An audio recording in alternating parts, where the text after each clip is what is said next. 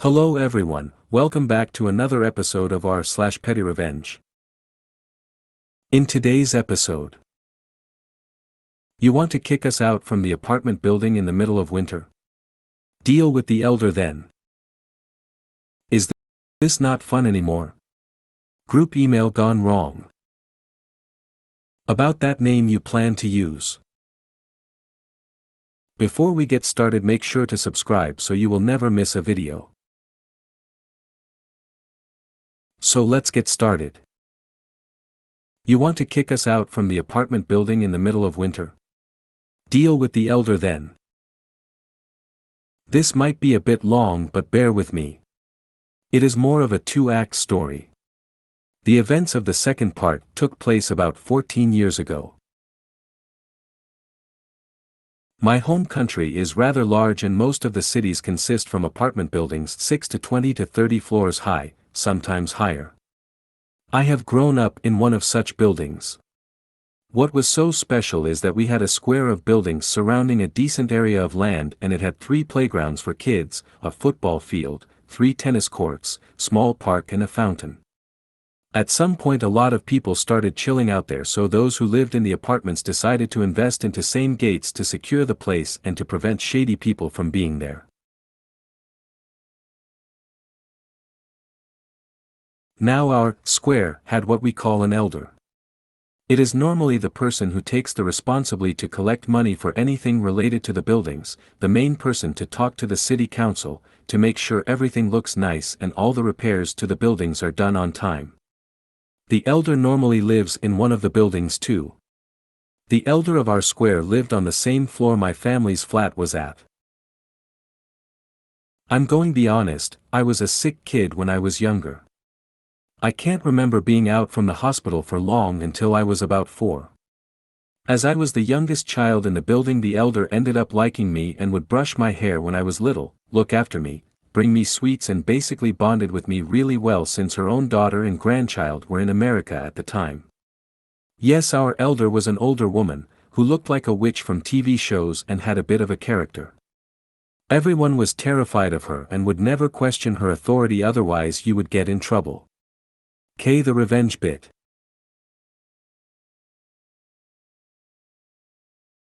About when I was 3 years old, my best friend who lived in the same building in the flat below ours moved away and another family moved in. The family had a daughter about the same age as I was, and they decided it would be a great idea to get her a piano.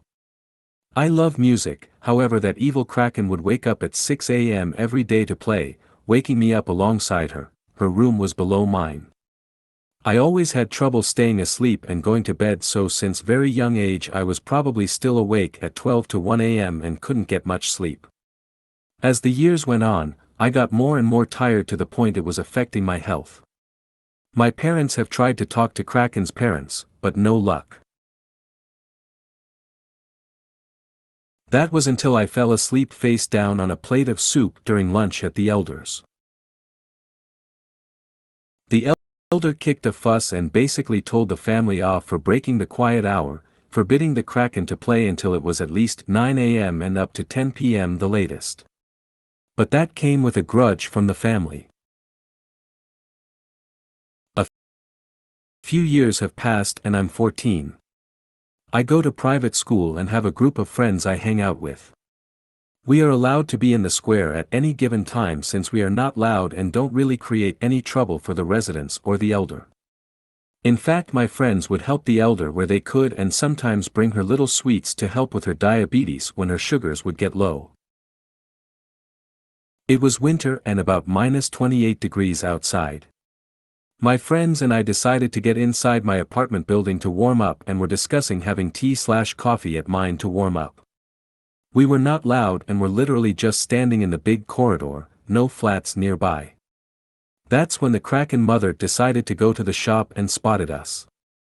She has cursed us out, was screaming and shouting that we were not meant to be there, and overall was super mean. By her face I could see she recognized me and was doing it on purpose. When I tried to use the stairs to get to my flat, she would cross them, meaning I couldn't even get home, while still cursing us out. We were about to leave, when the elder decided to return home from shopping and the boys from the group rushed to help her with her bags. Mother Kraken was confused. She was still cussing us out but stopped shouting. That's when the elder has noticed her and asked what was her problem, to which the Mother Kraken started saying we were not supposed to be inside the building as we didn't live here. The elder turned to me and back to the mother and informed her that I do live in the building and I'm that girl that her daughter prevented from sleeping back in the past. Mother Kraken decided to switch attention to my friends, so elder had to ask me what's going on and why we all here.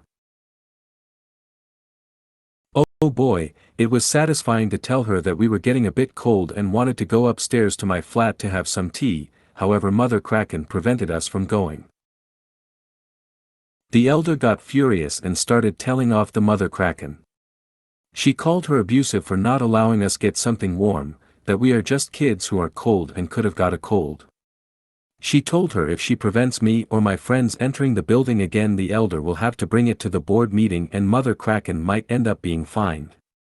After that, the elder invited us over hers to play with her dog and made us some tea and cakes. Is this not fun anymore? Group email gone wrong. Many years ago I, female, was dating someone, male, that hurt me, humiliated me and didn't stop to think how it could backfire on him. He pursued me, I liked him, we hit it off. Spent lots of time together, dinners, gone out, many nights at his place, etc. We were dating, and everything seemed great. Well, some time into dating he hurt me, I discovered lies, secrets, other women, he was also really mean and hurtful to me when I found this out, etc. I realized it was all lies and games to him. I was sincerely heartbroken and disappointed in him. As my last communication to him, I decided to email him instead of speaking to him over the phone. I went through the disappointment I had in him, wasting my time and emotions, etc. My closure with him. Well, I start getting notices in my email account and at first I thought they were spam, not bothering to see what the emails were in regards to. I finally take a look to see what is going on and my heart drops and I gasp. He had forwarded my email to all of his friends. A group of male and female friends, couples, singles, lifetime group of friends. Best of friends. They're going back and forth laughing at me, mocking me, calling me pathetic, saying I deserved the pain for being stupid trusting him. It just went on and I was included in all the replies. It was horrible.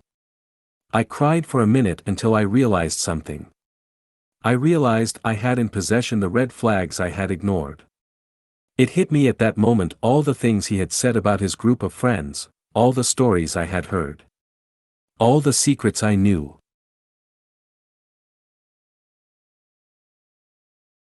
That's right, I gathered myself, poured a nice drink, laughed and said, "It's on.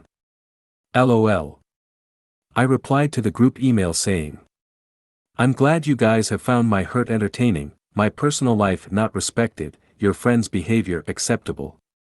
My expressing myself to him in how things ended is not shameful, what he did with my email and me is shameful. But since you guys enjoy this type of entertainment, I figured why not join in on the fun. LOL." I went through the whole list of friends. So and so, you're not included in any activities and invites because they think your wife emasculated you and she has cut your balls off and no one respects you anymore. Also to his wife. No one likes you. They think you're stuck up and laugh at you because that rock you flaunt is glass. Not a real diamond or any other real stone. LOL. For the one that says I deserve to be treated this way and hurt.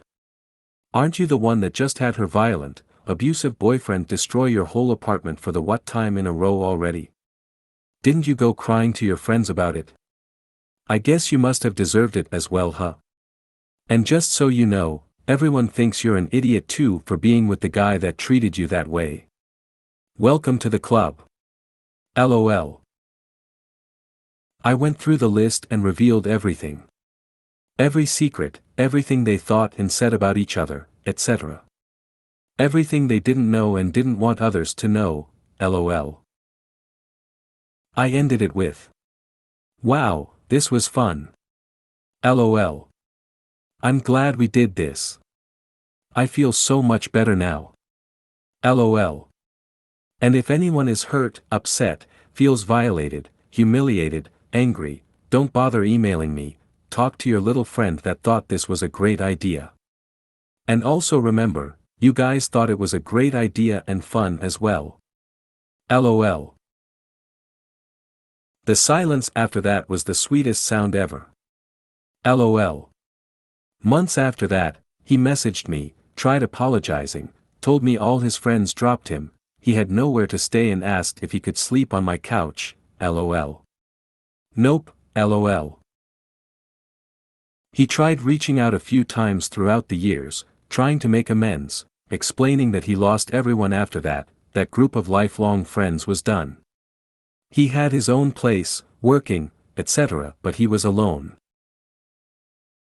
Edit, that whole group disintegrated instantly from what he said, it was chaos, relationships ended, no one remained friends after that. The only thing they were in agreement with was that they hated him, LOL. Edit, my response to this not being nuclear, causing no financial hardships, gossip, etc. Maybe not nuclear. But to add it took less than an hour, I'm pretty quick with my typing and words. He lost his income because he worked for one of his friends and he had a side hustle with a couple of other friends, which is why he lost his apartment and had nowhere to sleep. He was sleeping in his car. And there was also the effects on everyone else. Not nuclear, but let's not minimize what it did to him and those involved. This gossip changed some lives. But I respect your opinion. Thank you. Edit, as much as I laugh about it, and I do love to laugh. This was a hard story to share because it was painful, it was humiliating, it was ugly to see the things being said. I don't want to go into specific details, but ugly is an understatement. It was like being on the floor surrounded by bullies laughing at you while you cry, wondering why you're being attacked, feeling so vulnerable. So if my attitude seems like it wasn't that bad or serious, it was that bad. But if my laughter at the reactions, comments, praises make it seem like this can't be real. Like this story is fake, it sadly is very real. And I'm sure there are many people out there that have experienced something like this. And if anything, I hope that this gives a little smile or hope or motivation to anyone that has been mistreated, humiliated, or bullied. It's scary to stand up to others, and I do it all the time, but there was a time in my life I didn't, and this was a turning point for me. Don't think that a good woman that cared for you will not take you down, LOL. About that name you plan to use. My ex left me unexpectedly, after 3 years together, for a girl he had become at least emotionally involved with behind my back. I know she knew about me, because he had introduced me to her at an event just a few weeks before the breakup, and I was in his Facebook profile picture, as well as recent photos on Instagram. He didn't mention anything about her to me when he dumped me. I only found out thanks to pictures she posted on her public Instagram, where she has thousands of followers, with him or tagging him, both before our breakup and in the days that followed. It suddenly explained a lot of his strange behavior in the few months before our breakup. She proceeded to make many public posts with and about him in the weeks following the breakup that were very insensitive, but I stayed quiet, to her at least. I have since learned she got pregnant very shortly after we broke up, before he had finished moving out. She's due about 9 months after the date we broke up. I'm giving him the benefit of the doubt there and accepting the stated due date as true.